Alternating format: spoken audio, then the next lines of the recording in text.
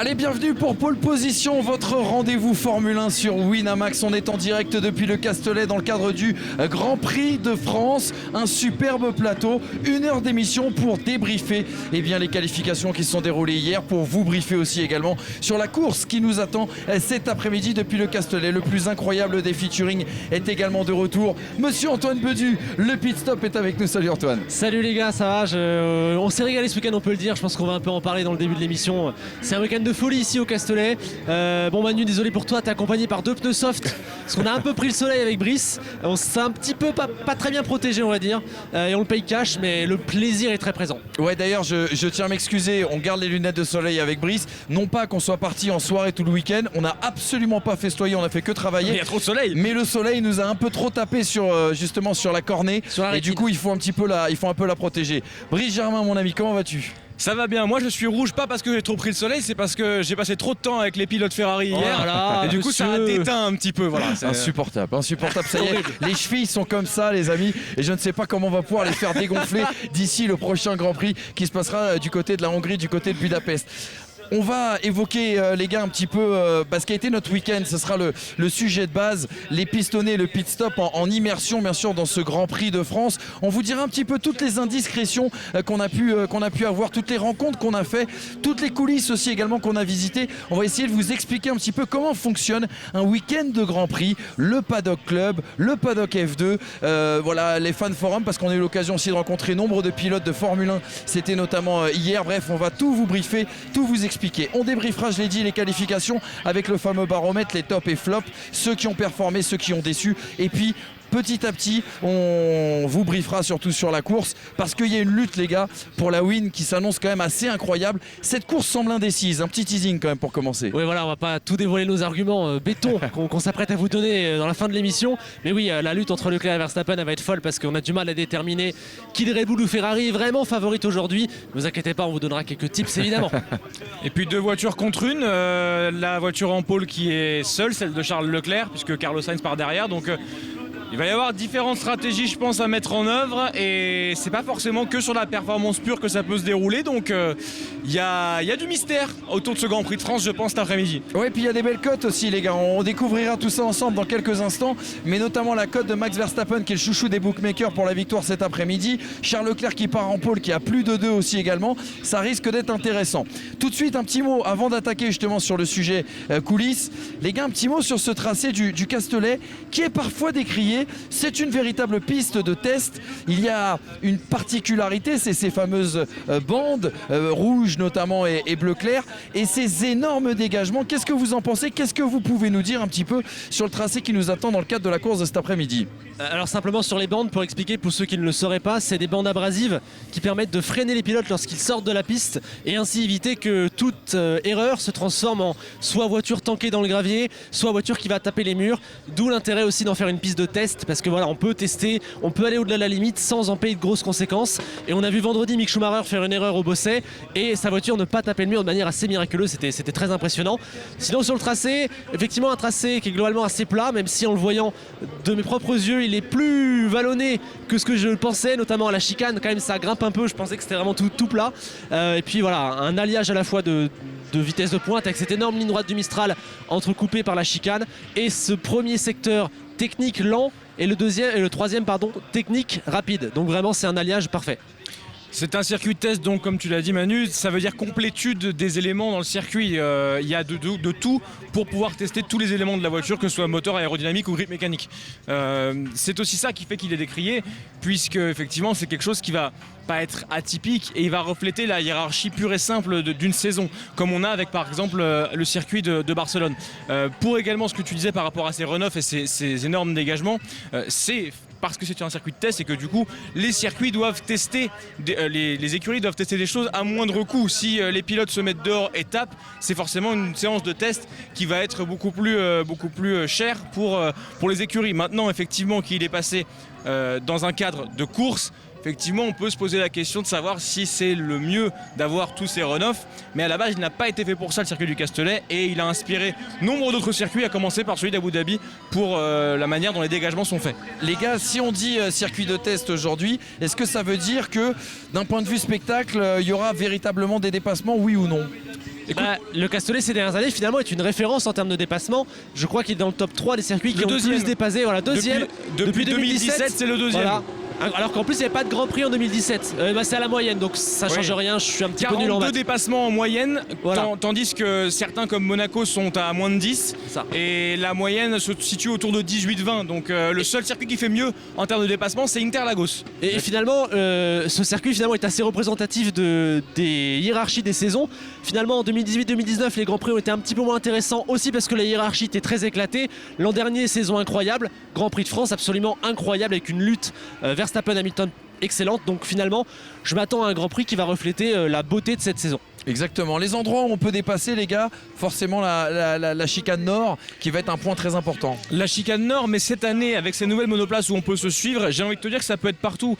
On va pouvoir retrouver ce qui faisait le charme du Bossé dans les années 70, à savoir des dépassements à l'intérieur ou à l'extérieur. Plusieurs trajectoires sont possibles et quelque part, ça va être la capacité des pilotes à emmener de la vitesse qui va permettre de faire des dépassements. Donc même peut-être, on peut en avoir à la Sainte-Baume.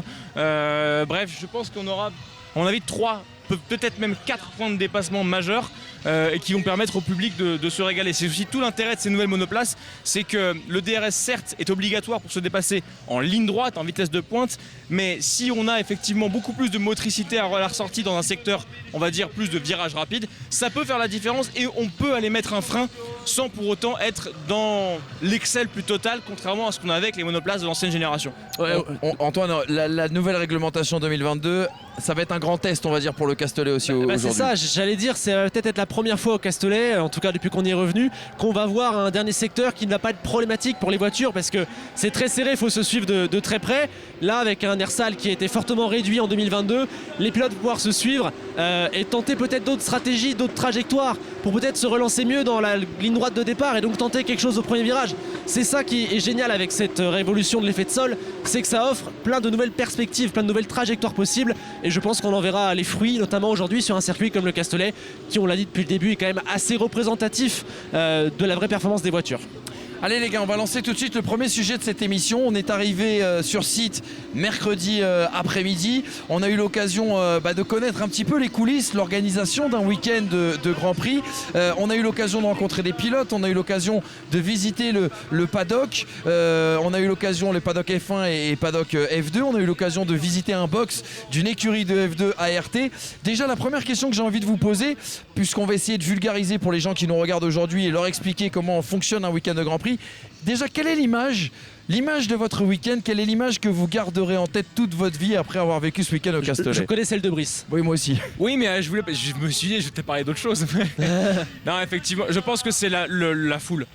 J'avais pas fait le Castellet en 2018 et en 2019.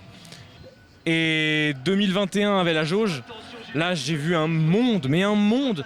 Et j'ai l'impression que les gens se sont dit peut-être que c'est le dernier Grand Prix de France et que du coup, il faut être là, présent. C'est blindé de partout. Les gens sont heureux de voir les pilotes. Et du coup, comme on a pu faire les fan zones hier, c'est-à-dire accompagner les pilotes et les présenter au public, on a vu une foule qui était incroyable. Même les gens de la Formula One qui parcourent le monde entier pour ces événements et du coup font une fan zone par pays, nous disaient cette foule est incroyable et depuis un an et demi on n'a jamais vu ça. Donc moi vraiment je trouve qu'il y a un engouement fou autour de ce Grand Prix de France cette année. Encore une fois peut-être parce que c'est l'ADR et que les gens veulent profiter, mais c'est l'image que je retiendrai, c'est vraiment ces fans qui ont transformé le circuit du Castellet en un véritable stade de football en termes d'ambiance. Je plus sois évidemment l'avis de Brice. Moi peut-être de mon côté c'est un petit peu le fait de voir un petit peu les coulisses, d'être vraiment sur le circuit, de se rendre compte comment toute cette immense machine fonctionne, à la fois en termes de logistique, à la fois en termes de comment les pilotes eux sont dans une espèce de bulle avec leur paddock, je pense qu'on va y venir. Moi je pense que c'est ça qui m'a marqué ce week-end, c'est vraiment d'apercevoir le vrai monde de la Formule 1. Ils sont là, ils sont à côté de nous et en même temps c'est quand même assez intouchable. On les entend je pense hein. Oui, là on entend, c'est les Formule 2 qui sont avec nous et je pense que voilà, on peut vraiment sentir l'ambiance du circuit. Ouais, vraiment cette séparation, pouvoir toucher un petit peu du doigt ce qu'on voit à la télé tous les week-ends et qui nous paraît parfois un petit peu trop automatique comme un film, ça existe en vrai quoi. C'est vraiment ce côté réalité qui m'a frappé moi. Et la réalité, on a pu justement la constater, on a pu la vivre bien sûr de l'intérieur, on l'a dit avec les fan forums, on va y revenir, et le paddock, vous expliquer comment fonctionne notamment un paddock. Je reviens sur ton point Brice avancé, la foule, le succès populaire autour de ce Grand Prix de France. Je pense qu'il y a deux angles qu'il faut tout de suite ouvrir. Le premier, c'est quel est le chouchou du public français, parce qu'on a pu le constater, toute la journée d'hier, et Brice, tu nous parleras de ta rencontre notamment avec Charles Leclerc. Et puis la deuxième question sur laquelle je vous lancerai dans un deuxième temps, c'est l'avenir du Grand Prix de France, parce que en étant sur place, on a pu aussi également enquêter, on a pu également échanger bien sûr avec les différents acteurs, et on semble avoir en tout cas, allez, pas une réponse, parce qu'il n'y a pas de réponse définitive, il n'y a que Stefano Domenicali, le patron de la F1, qui semble avoir lui en tout cas une réponse, mais il y a eu peut-être quelques avancées sur ce week-end. L'applaudimètre les gars, qui est le chouchou du public français? Je pense qu'il y a un clair favori. Après les pilotes français quand même sont plus encouragés que les autres. Moi je dirais Gasly, je dirais pas Leclerc. Oui c'est vrai, les pilotes français changent la donne effectivement parce qu'on est vraiment en France. C'est clair que les pilotes français sont sûrement en numéro 1, mais je fais un petit sondage avec des amis qui sont en tribune et il est clair que derrière ça c'est Charles Leclerc qui est le plus encouragé, suivi de Lewis Hamilton. Oui, Lewis c'est très populaire. populaire. Alors c'est fou et c'est très français. L'année dernière, il y avait un engouement fou pour Max Verstappen. Ouais. Et cette année, comme le roi est tombé, l'applaudimètre est à fond derrière Lewis Hamilton. C'est super français de vouloir voir le roi tomber. Exactement. Et ce côté et cette image un petit peu du champion déçu, pour une fois, c'est lui qu'on plaint. Et ça change pas mal de choses. Et je sais pas ce que vous en pensez les gars, mais j'avoue que je trouve le soutien pour Verstappen assez faible. En tout cas, pour avoir fait Spa, pour avoir fait Barcelone. Là, à Spa, c'est à côté des Pays-Bas, c'est quasiment un Grand Prix national. En plus, il est né en Belgique, donc c'est n'importe quoi. Mais je trouve que le soutien pour Max est correct, mais sans. Il y a beaucoup moins de Néerlandais que l'année dernière. Oui, ça c'est vrai. C'est vrai. Vraiment. Peut-être parce qu'il y a d'autres dates aussi. On sait qu'il y a Zandvoort qui va arriver bien sûr à la rentrée. Spa, on sait que c'est habituellement un lieu aussi où il y a énormément de Néerlandais. Et puis on sort d'un Grand Prix d'Autriche qui était acquis à la cause de Max Verstappen. Les gars, j'ai l'impression aussi, est-ce qu'il n'y a pas un petit peu de nostalgie? Il y a une idée qui est revenue chez beaucoup de spectateurs ici au Castellet, et c'est peut-être ça aussi qui explique l'engouement, et tu le disais tout à l'heure, la possibilité que ce soit le dernier Grand Prix de France avant longtemps, avant une date en tout cas vraiment inconnue. Lewis Hamilton, on sait, il a 37 ans, il lui reste encore 1 an et demi de contrat chez Mercedes. Est-ce qu'il n'y a pas un effet même Raphaël Nadal, Roland Garros si tu veux? C'est-à-dire que c'est peut-être la dernière occasion de voir Lewis Hamilton dans notre pays. Et franchement, je pense qu'il y a vraiment de ça. On sent que les gens sont là et se disent mince, peut-être que je n'aurai plus jamais l'occasion de revoir un Grand Prix chez moi. Peut-être pas au Castellet, peut-être plus jamais en France. On ne sait pas quel va être l'avenir de ce Grand Prix de France à 1, 2, 3, 5, 10 ans d'intervalle. Je rappelle que la dernière fois, on a attendu 10 éditions avant de retrouver le Grand Prix de France entre 2007 et 2018. Donc ouais, on sent clairement cette envie du public qui se dit on va en profiter et qui essaye de faire passer des messages. Les pilotes aussi, on a eu Charles Leclerc hier sur scène qui nous a dit clairement, ce qu'on est en train de faire avec la fan zone prouve qu'il faut qu'il y ait un Grand Prix de France. Donc clairement, ça motive et on sent que tout le monde est animé par cette envie. Et on a cru comprendre d'ailleurs, en échangeant avec justement ces acteurs, que l'argument financier n'allait pas être le seul à rentrer dans la balance. Il y en a beaucoup d'autres qui sont encore en défaveur du Grand Prix de France. Mais celui des fans, je pense que Domenicali ne s'y attendait pas. Et là, vraiment, on a une ambiance qui est très particulière et franchement digne des plus grandes ambiances F1 ce week-end. C'était pas le cas dans l'année précédente, faut le dire. Hier, la manière dont Théo Pourchaire s'est fait acclamer en F2 pour un dépassement, la manière dont Charles Leclerc a été mis au rang de Dieu au moment de la pole position, c'était quelque chose vraiment que moi je n'avais jamais vu sur un Grand Prix. J'en ai pas fait 30 non plus, mais ça me rappelait les foules Massa au Brésil. Enfin voilà, il y avait vraiment quelque chose de très fort. Et c'est l'avis aussi également des teams, des pilotes. Alors souvent on dit que c'est de la communication, que c'est du populisme entre guillemets, de la démagogie, mais c'est vrai que tous les pilotes ont été surpris par cette ambiance, et notamment lors de l'accueil au fan forum. Les fan forums, c'est tout simplement en fait une scène qui est disposée dans le circuit où les pilotes viennent répondre à des questions. Le pit stop et les pistonnets posaient les questions en plus cette année avec bien sûr la speakeuse officielle de la F1, Ariana, et tout le monde, tous les gens gens, même ceux qui travaillent à la F1 et à l'organisation de la F1 nous ont dit mais c'est étonnant, c'est peut-être l'ambiance la plus chaude qu'on ait vécue en tout cas pour le moment. Depuis le retour Covid. Et voilà, oui, exactement, depuis le retour Covid. Et c'est pas rien parce que c'est vrai qu'on a beaucoup parlé des ambiances chaudes, on pense notamment à Zandvoort, on pense aussi bien sûr à Mexico avec ce fameux stadium. C'est peut-être l'une des premières surprises en fait sur le retour des insiders. Oui, tout à fait. Je pense vraiment que l'ambiance a surpris du monde. Maintenant, je me méfie aussi d'un petit peu de la température de l'instant. Ouais. On est dedans, on n'était pas en Autriche il y a 2 semaines, on sera pas en Hongrie dimanche prochain. Tout à fait. Donc est-ce qu'on n'est pas en train de se hyper un petit peu tout seul et de kiffer peut-être de nous surévaluer un petit peu. Je dis ça pour ça, et j'ai aussi un petit peu peur que notre ami Stefano Domenicali soit un petit peu en train de jouer avec nos sentiments. Il va pas nous dire aujourd'hui non les gars, moi je vous écoute même pas parler. Il nous écoute, il nous tend l'oreille, ah, vous êtes des beaux fans, ah, c'est magnifique, etc. Est-ce que dans 3 semaines, quand il sera dans son bureau à la FIA et qu'il regardera simplement les chèques alignés, est-ce qu'il se rappellera encore de l'ambiance à la fan zone du Castellet? Je me méfie de notre ami Stefano. Voilà. Et tu vois, après il s'est déplacé. Et un Grand Prix dont il sait le sort scellé, est-ce qu'il se serait déplacé pour autant, en sachant que c'est un fait qui est connu, il n'aime pas cet endroit. Mais pas forcément que le Grand Prix de France, c'est pas la France, hein. C'est le Castellet. Il aime pas l'endroit. Et on peut expliquer pourquoi. Parce qu'il estime que le Castellet est un endroit un peu trop isolé pour le business, dans la pas campagne. Bien. Pour le business, un peu compliqué. En termes d'affluence, c'est peut-être pas forcément suffisant les capacités d'accueil. La logistique et les capacités d'accès sont pour lui un petit peu compliquées. Bref, c'est vrai qu'on peut, je pense, même faire un point sur les infos qu'on a pu récolter sur l'avenir du Grand Prix de France. Beaucoup d'insiders, beaucoup de gens aux affaires nous ont expliqué que, certes, il y a 2-3 semaines, il y avait véritablement un pessimisme autour de l'avenir du Grand Prix de France. Aujourd'hui, on va dire que aussi bien les gens de l'organisation que les journalistes qui travaillent sur le dossier nous disent il y a peut-être un espoir parce qu'aussi il y a eu des rencontres entre Stefano Domenicali, le patron de la Formula One, avec notamment Éric Bouillet, le directeur général du Grand Prix de France. Il y a eu plusieurs rencontres. Nicolas Deschaux, le président de la Fédération française des sports automobiles, a aussi également rencontré Stefano Domenicali. Pour revenir à ce que tu disais, Antoine, la question c'est de savoir est-ce que là on n'est pas sur de la diplomatie. Ce que j'allais dire. Est-ce qu'on n'est pas sur de la diplomatie, c'est-à-dire on écoute, on rencontre et puis on donnera notre réponse après. Est-ce que le Grand Prix de France est déjà condamné? Là, il reste bien sûr un point d'interrogation. Ce que l'on sait, et pour vous donner encore une fois les dernières informations dont on dispose, il y avait eu cette rumeur du Grand Prix de Nice. Et on a cru comprendre entre les lignes que c'était une manière aussi de mettre la pression sur le Grand Prix de Monaco qui est en fin de contrat à la fin de la saison. C'est-à-dire, Monaco, on n'est pas obligé d'y retourner l'année prochaine parce qu'on est capable de faire à quelques kilomètres un Grand Prix en France, un Grand Prix urbain. C'est vrai que Domenicali et la Formula One pencheraient à l'avenir, pourquoi pas vers un départ du Castellet et pourquoi pas vers un nouveau circuit urbain en France. Disons que c'est peut-être ce qu'on a compris, que peut-être le problème de la F1 était plus avec le Castellet et ses accès. Pas le Grand Prix de France. Et pas la France, effectivement. Donc peut-être que des solutions peuvent être trouvées pour un Grand Prix de France. Je suis pas pessimiste dans le sens où je sais que des gens en France veulent qu'il y ait un Grand Prix.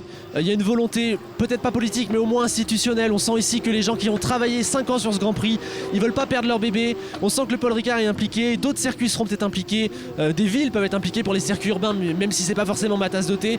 Donc je pense que si on perd le Grand Prix, sous 5 ans, il y a moyen qu'on trouve une solution pour que la F1 soit toujours en France. Maintenant, pour moi, il y a une immense part de diplomatie ce week-end. Il y a des beaux sourires, il y a tout l'aspect beau de la Formule 1. Qu'est-ce qu'il en restera mardi soir quand ils prendront l'avion pour la Hongrie? Je préfère ne pas me faire de faux espoirs. Et puis comme dirait Kylian Mbappé, la F1 elle a changé, c'est-à-dire que c'est le slogan du week-end.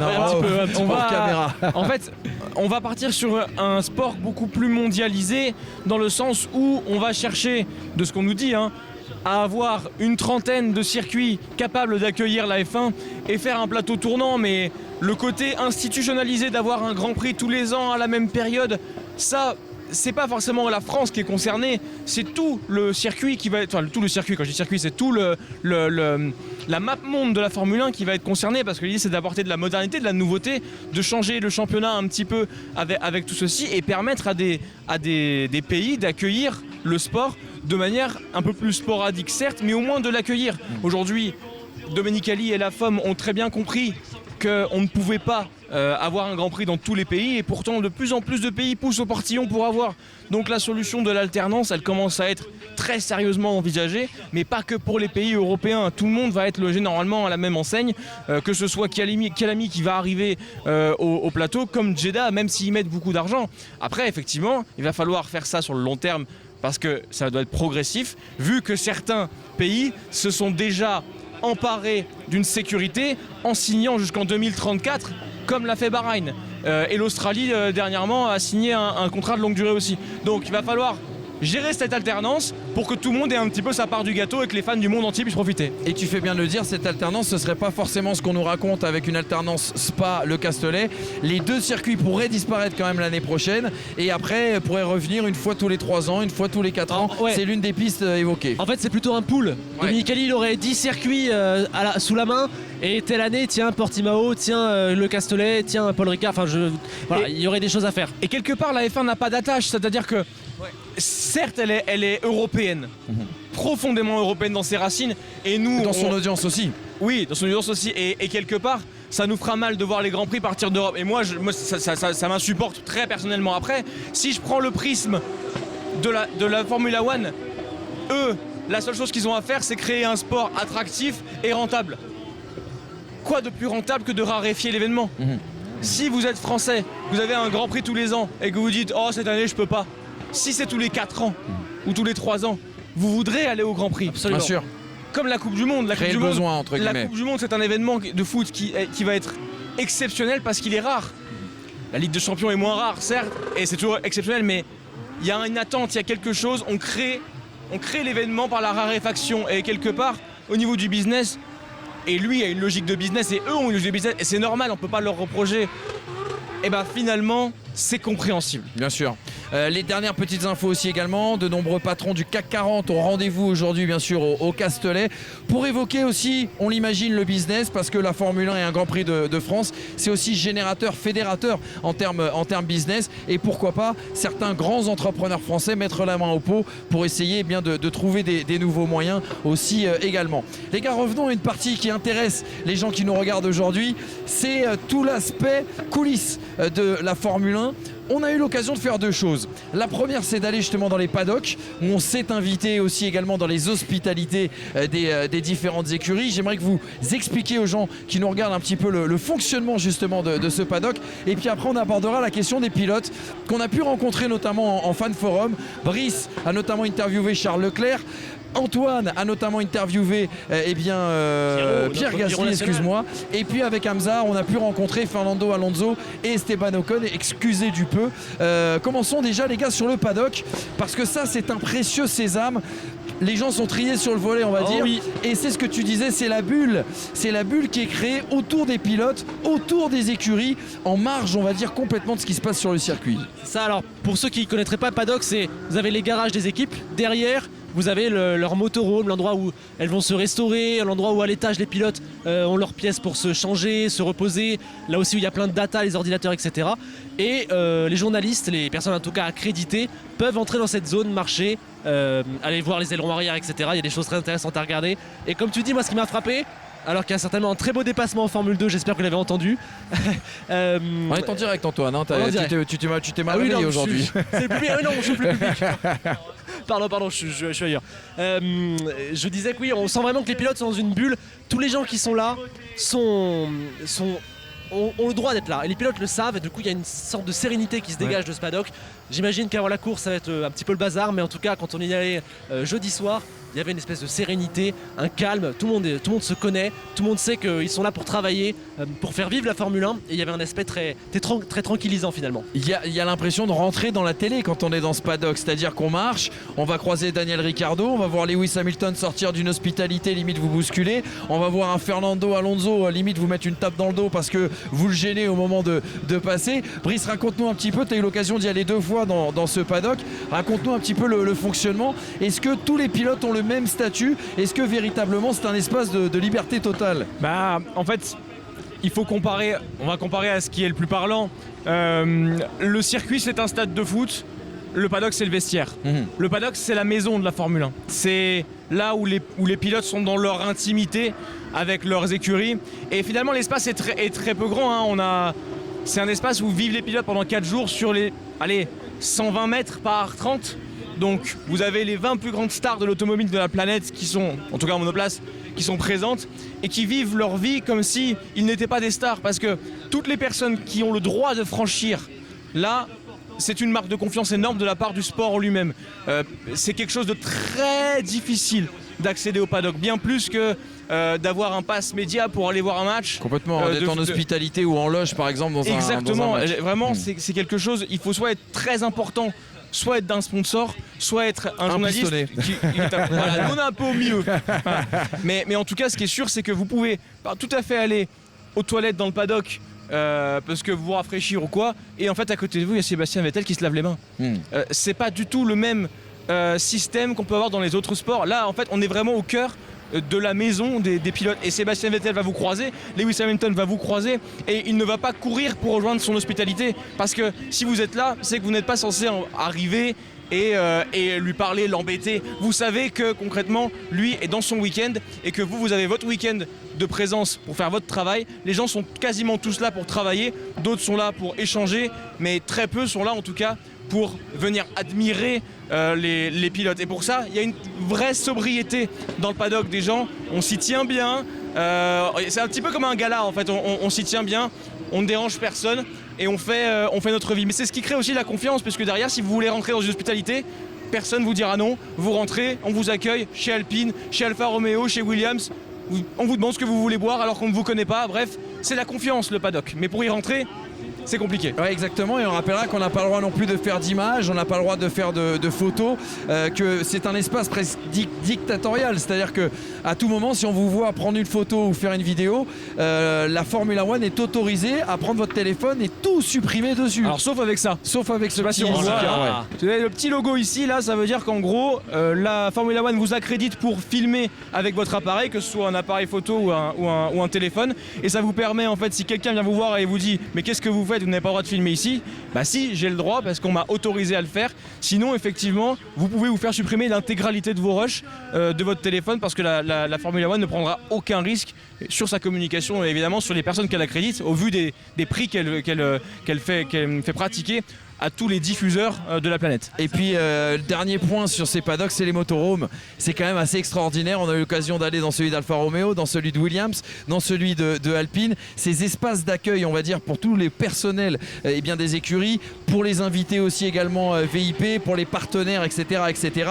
C'est assez incroyable parce que c'est des structures qui se montent en quelques heures, qui se démontent en quelques heures, mais qui apportent un certain confort. Il y a un certain côté cossu. Alors celui de Mercedes est impressionnant, on n'y a pas pu rentrer. Celui de Red Bull est aussi assez gigantesque. C'est un double, celui de Red Bull. C'est un double, celui de Red Bull. Il y a un petit peu un côté aussi, j'allais dire, concours de muscles. C'est-à-dire que quand on rentre dans ce paddock, il y a le positionnement de chacune des écuries qui dépend aussi de la taille un petit peu de ce motorhome. Mais surtout en Europe où ils peuvent se permettre de beaucoup plus déplacer les choses. Après, c'est vrai que dernièrement, avec le Covid et même avant, où on a commencé à comprendre que la course à l'armement à ce niveau-là était peut-être un petit peu désuète au vu de certains enjeux écologiques ou même financiers, ça s'est un peu calmé. Mais c'est vrai qu'à une certaine époque, McLaren amenait par exemple des motorhomes de 3 à 4 étages sur les Grands Prix européens. L'idée c'était quand même de montrer, de faire du soft power en montrant la qualité de ces infrastructures. Maintenant c'est vrai que c'est un petit peu plus sobre, on cherche davantage l'efficacité parce qu'il faut le dire, déjà c'est pas très utile, et de deux, on peut pas décemment avoir des objectifs zéro carbone comme la F1 veut en 2030 et derrière amener des semis simplement pour le confort des invités ou même des pilotes. Aujourd'hui les pilotes sont des sportifs, ils savent que concrètement ce qu'ils ont là est parfaitement suffisant et que pour être performants sur la piste ils n'ont pas besoin de plus. Il y a un côté sobriété lié aussi aux enjeux environnementaux, écologiques, etc., etc. Vous l'avez compris bien sûr, la F1 veut faire du green et ça passe aussi et beaucoup par la communication plus que par du pragmatisme. Hein. Absolument, absolument. Non, moi sur le paddock, ce qui m'a frappé, c'est que c'est un espace finalement assez petit, mais quand t'es dedans, t'as l'impression d'une grandeur fabuleuse. Tout est beau, tout est net. Il n'y avait pas grand monde aussi. Et moi, ce qui m'a frappé, c'est que j'ai vu un mécano Williams nettoyer un camion Williams le jeudi soir à 20h. le camion était propre. Et il n'y avait personne dans le paddock. Hein. Et le mec le bichonne quand même. Pour moi, c'est le petit détail qui montre que le paddock, c'est un monde où tout est net, tout est propre. J'ai pas vu un truc traîner par terre, c'est parfait. Les gars, ça sera d'ailleurs le dernier point de ce grand sujet autour du Grand Prix de France, des coulisses de l'organisation d'un Grand Prix. Il y a eu des rencontres aussi dans ce week-end, dans cette semaine, des rencontres avec des pilotes, Nicolas Latifi, Charles Leclerc, Pierre Gasly, Yuki Tsunoda, Esteban Ocon, Fernando Alonso, Frédéric Vasseur que vous avez en effet rencontré. Eh bien c'était vendredi. Racontez-nous un petit peu cette expérience, racontez-nous comment on interviewe par exemple un Charles Leclerc, est-ce qu'on lui pose les questions qu'on veut, est-ce qu'il y a réellement une relation aussi avec un Pierre Gasly lorsqu'on a l'occasion d'avoir quelques minutes avec lui. Parlons un petit peu de ces expériences parce que je pense que ça intéresse aussi également les gens qui nous regardent aujourd'hui. Évidemment tout ça est très cadré, évidemment les questions elles sont bien encadrées par la FOM qui est la société qui gère un peu l'image de la Formule 1. C'est évidemment la FOM qui prend la main, donc qui amène toute son équipe. Je peux vous dire que la sécurité qu'il y a en backstage pour gérer l'arrivée des pilotes, pour pousser les mecs etc, pour qu'ils puissent en signer les autographes aussi sans danger face au public, c'est énormissime. Il y avait Ariana, la présentatrice de la F1 TV qui était avec nous. Tout ça c'est réglé comme du papier à musique, c'est très propre, il y a les questions qui sont à l'avance, on sait exactement ce qu'on doit dire, il y a un timing, il y a aussi une fluidité, mais ce que j'ai aimé c'est qu'il y a aussi de la liberté un peu sur scène, parce qu'on est dépendant aussi de la réaction du public. Bien sûr. Et hier le public pendant Pierre Gasly m'a pas laissé beaucoup parler parce que ça criait énormément, donc faut jouer avec ce public, faut essayer de jouer aussi avec les pilotes, et évidemment les pilotes ils ont l'habitude de faire ça. Donc on va pas dire que hier je leur ai fait passer un moment exceptionnel, ils font ça tous les week-ends. Mais mine de rien, quand même ils se prêtent au jeu, j'ai trouvé pour la plupart en tout cas. Et il y a quand même un moment où sur scène t'es face au pilote, il y a une question, il y a un échange de regards, il y a une compréhension. Et franchement c'est top. Moi j'ai été surpris par la gentillesse des pilotes et surtout par leur dévouement, parce qu'ils sont tous, à deux exceptions près qu'on ne citera pas forcément. Oh si on peut les dire. Ouais, Lance Stroll. Ouais, Lance Stroll. Et Max Verstappen, mais peut-être qu'il était Qui a plus été sifflé stressé. d'ailleurs. Il a été sifflé. Ouais, mais il l'a fait à l'aller. Moi Voilà, je trouve parce qu'on que- l'a pas assez vu, mais il l'a fait à l'aller. Je disais, à l'exception de ces deux-là, tous ont signé les autographes pendant vraiment. Et Sébastien Vettel qui a passé Vettel a fait 35 3 minutes tours avec les de la fans. fan zone, c'était exceptionnel. Vraiment un souvenir énorme. Et surtout, ce qui m'a frappé, c'est que ces pilotes, en fait, on s'en est rendu compte de nos propres yeux. En fait, c'est des rockstars. Quand hier Hamilton est arrivé, j'ai dit à Manu, on est à un concert de Michael Jackson. Exactement. J'avais vraiment ce sentiment-là de vivre un truc unique. Alors, est-ce Ton qu'on est... expérience Ferrari et Charles Leclerc, Brice. Alors, est-ce qu'on est libre? Oui, vas-y. Non, on n'est pas libre de dire ce qu'on veut parce que Tout est cadré. la Formula One offre ses moments aux fans et nous, en tant que... On n'est plus journaliste à ce moment-là. Et On est faut dans le dire. l'écriture positive. Oui, on est animateur. C'est différent. On anime une fan zone. On offre au public, en gros, une espèce de question qui va permettre aux pilotes de parler au public. Mais on n'est pas journaliste. On va pas évoquer les raisons réelles du problème de Carlos Sainz en Autriche, par exemple. Ça ne se fait pas. Voilà. Il y a des choses qu'on ne doit pas dire et à ce moment-là, oui, on est dans l'animation. Après, nous, on a connu une autre phase. On a connu la phase où on est allé voir Nicolas Latifi. On a connu la phase où on est allé voir Frédéric Vasseur. Et oui, les écuries nous demandent ce qu'on compte aborder comme sujet. Mais à aucun moment, en plus on a dérivé parfois, à aucun moment on nous a dit non. Donc en fait, il y a une sorte pareille, encore une fois, quand on a une interview de confiance qui naît avec la présence dans le paddock, de dire écoute, si tu es là, il y a une raison. Si tu me la mets à l'envers, de toute façon, tu seras plus dans le paddock parce C'est que Oui, c'est un club très fermé dont on peut sortir très rapidement. oui, hein. c'est très rapidement, en fait, vous êtes blacklisté. Donc, les gens vous parlent, ils vous disent beaucoup plus, je trouve, de choses sympathiques et informatives que dans les autres sports, où moi, en tout cas, j'ai pu faire des interviews. Et après, on vous parle en off, on vous dit des choses très importantes en off, mais ces gens-là savent très bien que si vous le dites, ils le sauront, et que s'ils le savent, vous n'existez plus dans le milieu. Donc, du coup, ça vous donne des billes, vous pouvez réfléchir mieux pour débattre, analyser, mais il y a certaines choses qu'on vous dit de dire et d'autres de pas dire, et du coup, bah, c'est une relation de confiance. Exactement, et les pilotes aussi ont des obligations. Je prends par exemple le cas de Fernando Alonso qu'on a pu rencontrer justement hier. Fernando Alonso qui, lorsqu'il parle aux médias français, ne s'exprime jamais ou très rarement en français. C'était fou. Là par exemple hier il a été obligé de faire toutes ses interventions en français parce qu'on était au Grand Prix de France et au Castellet. Preuve qu'il y a vraiment, comme tu le disais, tout est réglé comme du papier à musique. C'est pareil, quand on vous dit vous avez 15 minutes avec un pilote, c'est 15 minutes c'est pas une et seconde de plus. une seconde de plus. C'est quand même assez fou. Moi, il y a un dernier truc sur lequel je voulais rebondir, les gars, et ça revient, je sais plus, c'est toi qui disais Lewis Hamilton, c'est Michael Jackson. Ouais. il y a ce truc, cet homme à part, on vous en a beaucoup parlé dans les pistonnés, tu en as parlé bien sûr également le pit stop sur ta chaîne, c'est vraiment cet homme est à part, vit à part dans ce paddock, a un statut à part, a une sorte de lumière autour, une aura autour de lui qui est assez extraordinaire et ça c'est vrai que, alors ça doit exister dans d'autres sports avec une sorte de paratonnerre, une sorte de symbole qui est au-dessus de son sport, mais on le sent tout de suite quand on croise Lewis Hamilton dans le paddock, quand on voit Lewis Hamilton arriver sur les fan zones, c'est vraiment un statut tout à fait particulier. J'ai pas fait tous les événements sportifs du monde, mais la seule fois où je pourrais comparer avec ce que j'ai vu hier, c'est Messi au Camp Nou. Ouais. Vraiment, il y a une espèce d'aura quand il arrive en voiture parce qu'ils peuvent se garer dessous. Il se passe quelque chose et quand il entre sur le terrain, voilà, moi c'est vraiment à ça que je le comparais. Et ça montre qu'on est vraiment sur les rockstars. Je pourrais citer les Mike Tyson, les mecs comme ça. Il faut qu'on se rende compte qu'Hamilton est un mec comme ça. Et on a encore la chance de le voir évoluer sous nos yeux. Et si on pouvait le réaliser avant qu'il parte en retraite, ça nous ferait du bien, je pense. Ouais. Allez les amis, on referme cette page consacrée eh bien, au Grand Prix de France et ses coulisses. Je vous propose tout de suite qu'on attaque la question sportive et qu'on débriefe notamment les qualifications qui se sont déroulées eh bien, samedi après-midi, bien évidemment. Avec le top flop, je vous donne pêle-mêle entre guillemets les tops et les flops qu'on a gardés. En top forcément Ferrari avec cette stratégie, l'aspiration qui a été offerte par Carlos Sainz à Charles Leclerc qui lui a permis sans doute de faire la différence. Lando Norris avec une McLaren avec énormément de mises à jour qui a réussi encore une fois à surperformer et on l'a vu parce qu'il a réussi à accrocher la Q3 là où Daniel Ricciardo eh bien, a échoué à la 11e place. Yuki Tsunoda aussi qui confirme les progrès d'AlphaTauri qui est venu là encore une fois avec beaucoup de nouveautés et surtout qui eh bien, s'est offert le scalp de Pierre Gasly qui lui n'a pas passé la Q1. Yuki Tsunoda est arrivé en Q3 et puis les flops malheureusement il va falloir parler des Français.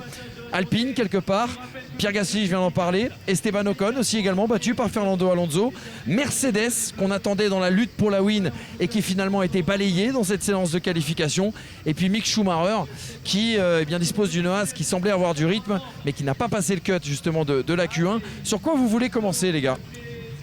On va commencer par l'ordre hiérarchique de l'information. Je pense que je parlais de Ferrari. Top, oui, mais top dans l'instant du samedi. La qualif Charles Leclerc est très belle. Ils ont bien géré. Ils ont fait stratégiquement ce qu'il fallait pour mettre Charles Leclerc en pôle.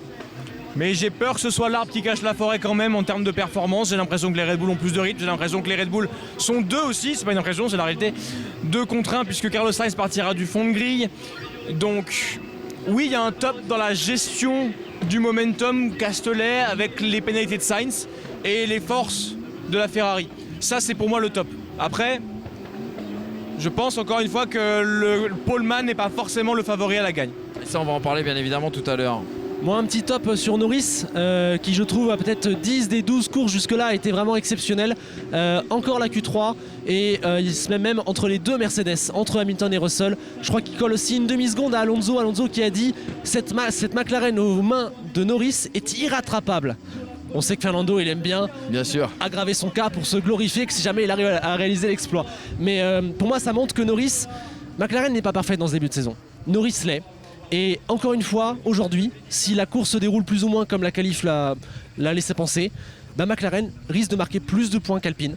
Alors que peut-être qu'Alpine est plus forte collectivement, mais McLaren s'en sort avec un Norris fabuleux et je pense qu'il mérite beaucoup de louanges pour son début de saison. Et puis McLaren va mieux aussi sans doute grâce à certaines mises à jour, beaucoup de mises à jour qui sont arrivées dans le cadre de ce Grand Prix de France. Des mises à jour, il y en a eu aussi pour notre 3e top, AlphaTauri et surtout Yuki Tsunoda. Yuki Tsunoda qui s'est invité notamment en Q3 hier en qualification. On nous a dit au tout début de ce week-end, on a eu l'occasion de rencontrer quelques personnes notamment de chez AlphaTauri qui nous disaient avec cette énorme première mise à jour dans la saison, leur objectif était clair, c'était accrocher justement la Q3. Pour eux, la base de cette voiture est saine, mais elle souffrait d'un problème. Alors le problème, on le connaît, c'est au niveau du grip notamment. C'est une voiture qui est très performante dans les virages lents. On l'avait vu à Monaco notamment grâce à un gros grip mécanique, mais dans les virages rapides, cette voiture souffre. On a l'impression qu'on a trouvé des solutions parce que des virages rapides, il y en a quand même quelques-uns du côté du Castellet. Yuki Tsunoda a performé et bien éclipsé, on va dire, justement Pierre Gasly qui attendait ces nouveautés douté depuis le début, qu'il les réclamait notamment il y a 15 jours en Autriche en disant maintenant ce n'est plus possible, il faut vraiment faire avancer cette voiture. Et bien finalement, Pierre Gasly à domicile n'a pas pu en profiter, n'a pas pu permettre aussi également à AlphaTauri d'exaucer son vœu de placer 2 voitures en Q3. Il faudra voir maintenant ce qui va se passer en course cet après-midi, voir si justement Pierre Gasly pourra remonter, aura un rythme suffisant en tout cas et à la hauteur des autres écuries du midfield. Puisqu'on a parlé d'AlphaTauri et qu'on a félicité Yuki Tsunoda, je vous attends les gars sur l'un des gros flops quand même de ce samedi, c'est les Français. Oui, bah c'est vrai que déjà le Castellet réussit pas forcément aux Français depuis le retour. On se rappelle de l'accident Gasly-Ocon en 2018. Slash Grosjean. Hein. Oui, slash Grosjean, t'as raison. Pierre Gasly, j'ai l'impression qu'il est déçu de lui-même. C'est ce qu'il a dit hier. Voilà. Et vu la détermination qu'il a au micro d'Antoine. Il faut le dire quand même. Bah non, on pourra pas le dire 36 fois. Non, c'est clair. Donc c'est quand même plutôt cool. J'ai le sentiment que Pierre Gasly n'a pas réussi à prendre en main ce nouveau package à ce moment-là en tout cas. Puisque je suis quand même persuadé qu'en performance pure, Yuki Tsunoda ne met pas 9 positions à Pierre Gasly. Je pense qu'il est déterminé aujourd'hui à remonter et je pense que ça arrive de faire une mauvaise qualif. Je suis pas particulièrement pro Pierre Gasly, même si je suis pro français. Et ce que je veux dire, c'est que j'ai le sentiment qu'aujourd'hui, il a le potentiel de faire la remontée. Il part 14e parce que même s'il fait le 16e temps, il y a 2 pénalisés, Kevin Magnussen et Carlos Sainz. 14e place, ça laisse quand même l'espoir d'une stratégie différente. On est sur une piste très large, donc potentiellement pas forcément trop bloqué par certains trains, si la performance est là encore une fois. Donc je suis assez optimiste, je me dis que ça peut arriver. Il prend une claque, dans l'ego ça fait mal, mais il a reçu le soutien du public hier, il est déterminé, il avait l'air confiant. Je me dis qu'il peut accrocher les points aujourd'hui et au final faire ce qu'AlphaTauri fait depuis le début de saison, à savoir des positions qui grappillent quelques points à chaque course. Un petit mot sur Ocon et Alpine, Antoine. Alpine, en fait, c'est surtout une déception parce qu'ici au Grand Prix de France, on les attendait, surtout dans la lancée qu'ils avaient récemment où ils avaient vraiment rattrapé McLaren en termes de performance et en termes de points, puisqu'il y a égalité à la 4e place du général avec 81 points. Donc on se disait, Grand Prix de France, c'est l'occasion d'enclencher une vitesse supérieure, de repasser devant McLaren vraiment pour de bon. Et en fait, c'est l'inverse qui s'est produit, c'est McLaren qui a remis le petit step supérieur. Et j'ai surtout le sentiment hier qu'Alpine est en plus sauvé par Fernando Alonso, qui fait une Q2 magnifique et une Q3 splendide. Et du coup permet d'être une 7e place qui rassure un peu parce que franchement en termes de performance pure je pense que la McLaren en a beaucoup plus ce week-end.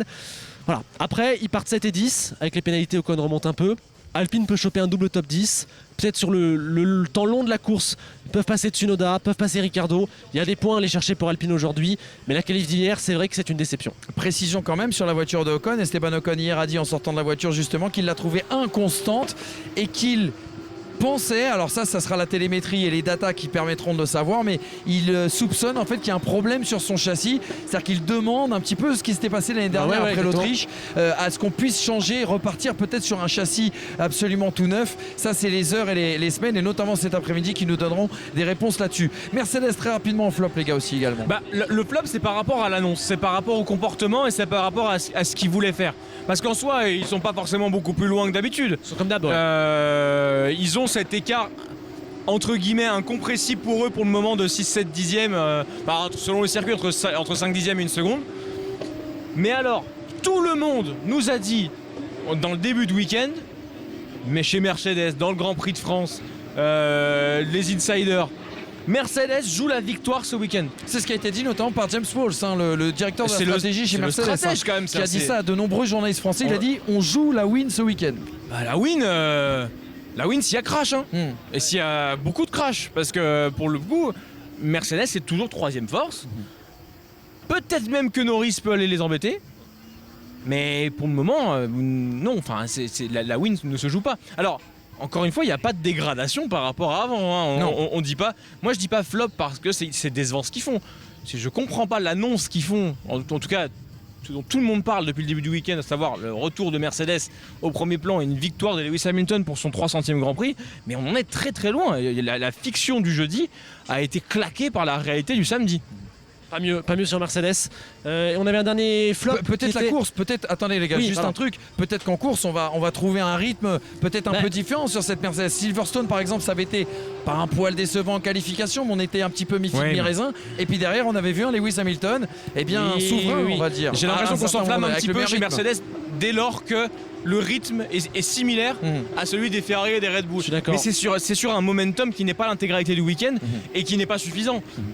Lewis Hamilton, certes, a eu à un moment donné le rythme de la victoire à Silverstone, mais ça a duré quelques tours et les médias se sont enflammés sur le fait que Lewis Hamilton allait gagner à Silverstone. Évidemment, il n'avait pas le rythme du début à la fin de la course pour aller chercher les Ferrari ou même la Red Bull de Max Verstappen qui a eu un problème à cause de l'aileron de Tsunoda ou Gasly, je sais plus. Donc, moi je trouve qu'il faut être très tempéré avec Mercedes. J'ai l'impression que tout le monde attend le moment où ils vont revenir cogner tout le monde. Parce que tout le monde veut une lutte à 3 aussi. C'est ça. Et un arbitre. Ça. Parce que Oui, mais si jamais ils c'est pas reviennent qu'on le et qu'ils veut que cognent ça va tout le monde, arriver. s'ils reviennent et qu'ils cognent tout le monde, là, les gens ne seront pas contents. Donc voilà. Mais effectivement, et j'ai été assez surpris de voir tout cet optimisme qui débordait de Mercedes, mais aussi des journalistes du paddock, etc. Et j'avoue que ça me laissait un peu pessimiste. Encore plus quand le vendredi, on a vu que les temps ne suivaient pas forcément en essai. Et ça s'est confirmé hier. Maintenant, on sait qu'ils sont toujours meilleurs en course qu'en qualif cette année. Ils l'ont prouvé à chaque fois. Mais ça reste pour moi trop loin pour aller chercher ne serait-ce que Pérez, mais surtout pas Verstappen et Leclerc qui, à mon avis, vont encore se jouer la victoire aujourd'hui. En 5 secondes, le dernier flop, Mick Schumacher, Antoine. Mick Schumacher, excellente lancée récemment, 2 derniers Grands Prix, 2 fois dans les points, des belles batailles, une vraie envie, du vrai positif. Et là hier, Magnussen partait dernier à cause de sa pénalité. C'était l'occasion d'aller loin. Et c'est Magnussen qui s'est retrouvé en Q3 alors qu'il est censé partir dernier. Et Schumacher qui n'est pas passé le cut de la Q1 pour des track limits. Il a un peu raison de râler parce qu'apparemment cet endroit n'avait pas été surveillé durant le début du week-end. Mais la règle est claire, c'est la ligne blanche du circuit tout le temps, partout. Donc malheureusement Mick il ne doit pas râler. Et surtout dans sa position, il pouvait largement passer en Q2. Malheureusement, il part 19e, 18e aujourd'hui, 17e même, alors qu'il a la voiture pour partir dans le top 10. Ah, c'est pas bon, c'est pas bon. Les dernières informations en tout cas concernant ce matin, si vous n'avez pas vu la course F2 les amis, Iwasa l'a emporté, Théo Pourchaire a fait une remontée du diable les amis puisqu'il termine à la 2e place et qu'il a véritablement soulevé incroyable. en tout cas le Castellet. Voilà pour les dernières infos. Les gars, excusez-moi, rendez-vous ce soir 19h-20h pour le grand live des pistonnés. Et puis bon, le mot de la fin, on remercie quand même l'organisation du Grand Prix de France de nous avoir permis de vous proposer cette édition de pole position comme ça à distance depuis le Castellet, c'est quand même exceptionnel. Absolument. Tu voulais rajouter un truc? Peut-être un bon anniversaire à Jimmy. Eh oui, Jimmy Letizier, notre patron à Winamax qui fête son anniversaire. Oui, on est les premiers de la classe à pole position. Si on ne souhaite pas l'anniversaire du patron, Et les je tiens à amis. dire un truc, Lawson a gagné hier, on l'a interviewé. Ouais. Iwasa a gagné Oui, aujourd'hui, absolument. on l'a interviewé tous les deux. Et alors aujourd'hui, Je victoire de vois- Charles Leclerc Je ou vois de où Pierre tu veux en Gasly. venir. Exactement. Charles Leclerc ou Pierre Gasly aujourd'hui. Absolument. Exactement. Absolument. J'ai dit Exactement. Max Verstappen toute l'émission, mais Non mais là c'est mathématique, c'est mathématique. C'est mathématique. Les gars, merci beaucoup. Merci d'avoir été avec nous. La suite du programme sur Winamax. Passez une agréable journée et surtout un excellent Grand Prix. Pardon, salut.